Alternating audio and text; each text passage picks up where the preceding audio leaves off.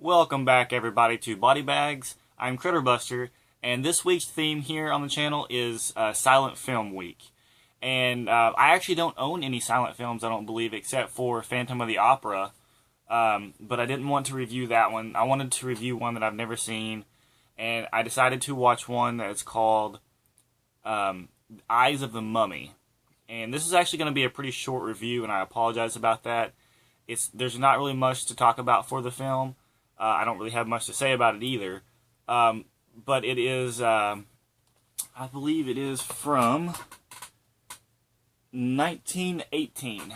Sorry, I had to look off camera there. It is from 1918, and it's called Eyes of the Mummy. Let me get that right. And the weird thing about this is that there's actually not any mummies in it or anything that has to do with a mummy.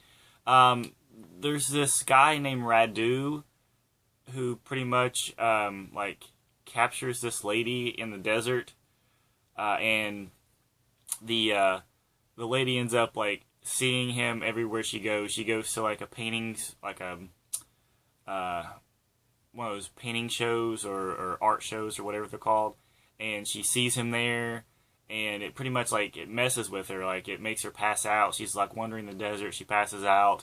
She's at the art show. She passes out. She keeps having these little visions of him, and she sees him everywhere she goes. And he pretty much captures her and makes her his slave for majority of the movie. It's only about an hour long. Now, one thing I have to say about it though is I wasn't impressed with the camera work, the cinematography, because in a lot of silent films that I've seen, what makes the movie interesting is the way that they use the shadowing and the way they use the camera and everything like that, and it pretty much draws atmosphere to it. And this one did not. It was just there was no shadow stuff going on. There was no lighting, special effects, or anything like that. Usually, fog kind of takes place into it as well and kind of helps out the atmosphere. This had nothing. It just seemed like they just picked up a camera and just started filming and didn't think about any type of artistic look to the film. That's my only downfall, is that there was nothing special about it, because all the silent films that I've seen that I've liked always had that moment of the shadows moving on the wall to kind of create the atmosphere, and this just had none of that.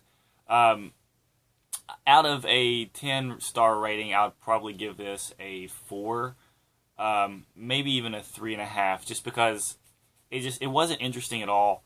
The story moved really, really slow, and there just wasn't much to really understand besides the fact that the guy is, keeping this girl as a slave, and she keeps seeing him and she passes out. That's about all it is.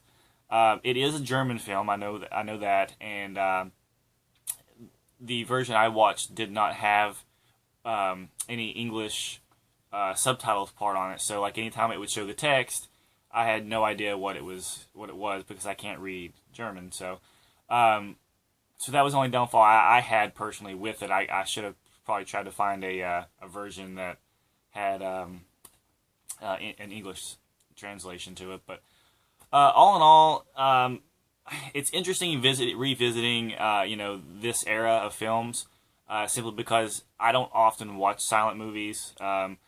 I haven't seen very many either, so it was just really cool to actually get back and watch it and see this style of filmmaking and everything. Even though if it wasn't as good as I wanted it to be, it's still interesting.